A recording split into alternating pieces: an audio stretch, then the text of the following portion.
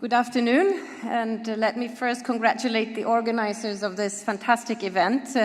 I've really enjoyed all the presentations and the panels. It's a fantastic event that you have organized, so thank you so much. And also thank you for inviting me, and I hope that I can contribute with a little bit of our experiences. So I represent the Tetra Laval Group, and I will talk about a value chain development that creates jobs and income opportunities. And I will try to be very specific. I would like to present an example for you, but I'll put this into context first.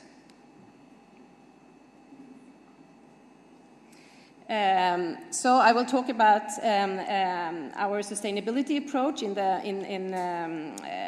company. I will talk about the function that I represent, Food for Development, our partnerships. We think it's very important that private sector is engaged, and then come to a very specific case, our dairy hub example, which deals with development of the milk value chain and some of the success factors for this. So the Tetra Laval Group, it's a global group that consists of 3 companies. It's Tetra Pak, the biggest company in the group, which I'm sure you know is a supplier of solutions for processing and packaging and distribution of food, and milk is our core, is Tetra Pak's core business. De Laval, this is the company, is working with the dairy farmers, provide everything that a dairy farmer needs for milk production. And the third company, Sidel, is also engaged in packaging solutions, but with PET bottles. But De Laval and Tetra Pak together covers the whole value chain for milk, from cow to consumer. So very quickly, of course, as was said in the introduction here, Tetra Pak is present here in Bosnia and Herzegovina, and we've been here since the 1960s. And we have many partners, customers here. We have 2 companies that support this market. It's both from Belgrade and from Zagreb. And we have at present 18 filling machines running with our customers here. And I think some of these were mentioned here when I was introduced. As you can see, it's a lot of milk, but it's also juices and other food products that are processed and packed using our systems. Tetra Pak is a company that is close to 60 years old, and our founder here, Mr. Rausing, we are actually still owned by the Rausing family. He had this firm belief that a package should save more than it costs, and this is still very much the foundation for our group. So the packaging solutions that we have make sure that these foods can be protected and they can be transported and stored safely, and of course in an affordable way. We look at sustainability in many different ways, and we have divided our approach into 3 parts. We have this brand promise, which is protect what's good. And what we mean with that is that we protect food. Obvious, we deal with packaging, but we also protect people and we protect futures. And this is how we have divided our sustainability work into these 3 headlines. And obviously I can't go into detail in each and one of them. So I will focus on the protecting food. And there we have part of the work within Food for Development is supporting this. And by protecting food, we address many of the development goals, but very much the goal 2, which is no hunger, and 12, responsible consumption and production, and 17, partnerships. We are a business-to-business company, so for us it's also important to be a reliable and trusted partner with our customers.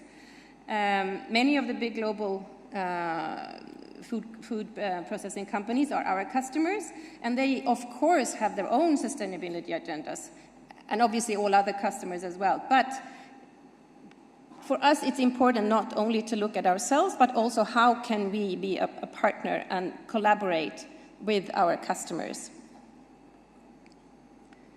So when it comes to this part, protecting food, there are a number of ways we can do this, and I will choose one as the example here today, and mention a few others.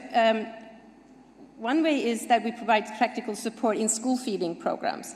So obviously there's a business objective here. We create business for our customers and for ourselves, but it also has a lot of other impacts on people's lives and on sustainability when you deal with nutrition for children in school.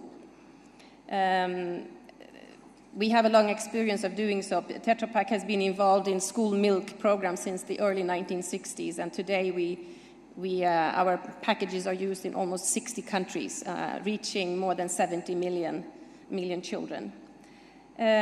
We help build sustainable value chains by supporting smallholder farmers and connecting our customers to high-quality milk. And this is the example I would like to bring up here today. And the third one, deeper in the pyramid strategy to tackle food affordability. This is about developing products that are affordable also to poorer consumers.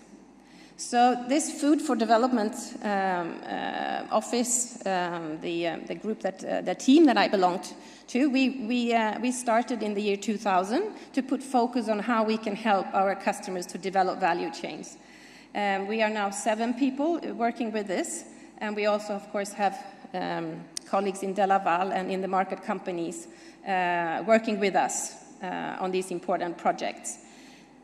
So we're very much a team of consultants or specialists that have focused on these basically 3 areas, and we help, we work with our customers, we work with our colleagues, and we provide this assistance for free, and obviously it has to be connected to our business for us to be able to do so.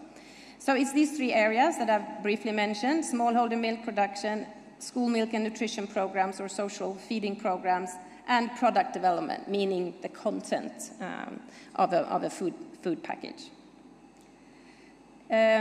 We cannot do this alone. In many cases, we work directly with our customers and do not involve others. But of course, to have outreach, to really reach scale, we need to work with partners. We need to work with others. And what do we need these partners for? Well, in some cases for attracting finance and funding. In others, to have implementation partners. Even if we have our own specialists in our team, we cannot be everywhere all the time, so we need to find partners that we can implement projects together with. And also partnerships are important to in terms of finding, where do we find the partners? We need to network and to get engaged in advocacy, information sharing, and networking to be able to actually find the new partners. So it's these various types of organizations that we are looking for. So some examples, obviously, when we talk about agriculture development and school feeding, we need to liaise with the governments in these countries or regions. So we very often work directly with them. With United Nations agencies. Of course, we're signatory to the Global Compact, and the specific organizations that we deal with include World Food Programme, which of course work a lot with school feeding, just like we do. The FAO for agriculture development, IFAD, the Development Bank, also working with agriculture development, and UNIDO. We work with development agencies in some cases, including SIDA, and the project I will tell you about also involved some support from SIDA. NGOs and implementing organizations, and several different networks when it comes to agriculture and school feeding. And also other companies, of course. AFI stands for Arla Food Ingredients, and DSM is also an ingredient company. So when we work with product development to find good, nutritious products for example, for feeding programs that are affordable and they are tailored to the needs, the deficiencies in a target group, then we need also other commercial partners. Sorry, that was the wrong direction. So, why should anybody work with the private sector?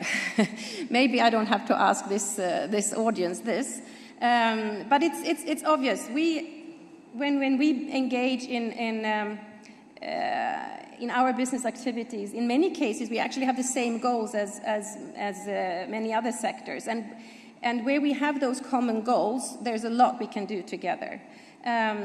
The private sector is very much the engine in poverty reduction. And when it comes to food, all food is produced in the private sector. What we can bring to development is, of course, the market linkage. For projects and interventions to be really sustainable and long-term, there has to be also a business model that makes sense. A market linkage. It's not enough to produce more and better milk. That milk also needs to be bought by somebody. There has to be a market for this milk, and it has to be taken to market. So this is something that we can bring. Of course, synergies, efficient use of resources. If we collaborate, this is often what happens. When it comes to new business models, Susanne was talking about this. This very often takes time to implement something new. In our case, when we start to look at developing milk production, maybe you start with very small volumes. There is no viability to begin with, so it makes sense to maybe support initially.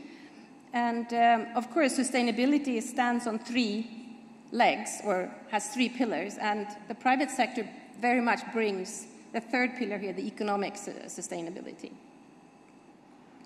Now, coming to the specific example, which we call the dairy hub model. The reason we started to work with this business model is that many of our customers, our dairy customers, when we had a food crisis in the world with very expensive milk powder, many of our customers importing milk powder found that this was getting too expensive. They were more interested in developing local production than they had been before. To fetch milk from a big farm is not an issue, but to harvest it from thousands of farmers might be a big challenge. So this is when we developed this model, which in essence is, of course, the hardware, the infrastructure, meaning that smallholder farmers need to have access to a collection center where they can deliver their milk morning, evening. That milk is taken to a bulking center where it's, again, kept cool, and that's where the dairy can pick it up. This can look, of course, different in different circumstances, and sometimes we have maybe cooperatives that has this infrastructure already. But that infrastructure has to be there. But that's not enough. Very often the reason that these farmers are not so successful is that they simply don't know how to produce milk in the best and the most efficient way. So this has to be combined with a lot of technical assistance. And it's quite intensive in terms of staff. You need a lot of extension service officers that help these farmers to produce more and better milk. So what's in it for the farmer? Well, first of all, they have access to a secure market. They can sell every drop of milk that they produce. And this is important, otherwise why should they invest in their production if they don't know that they can sell their milk? They get access to training, and this is very hands-on. It's on their farms, in their villages, not sitting in a classroom somewhere learning 1,000 things that they do wrong. This is very hands-on, in their farms, starting from very simple measures to bring volumes up. It's about inputs. And the most important input when it comes to milk production is feed. So these farmers need to get access to good feed at a reasonable cost. Services, veterinary services, for example, this is also needed for successful production. And financing, and very often this can also be brought into the equation, using milk deliveries as payment for loans, or bring in partners that can do this.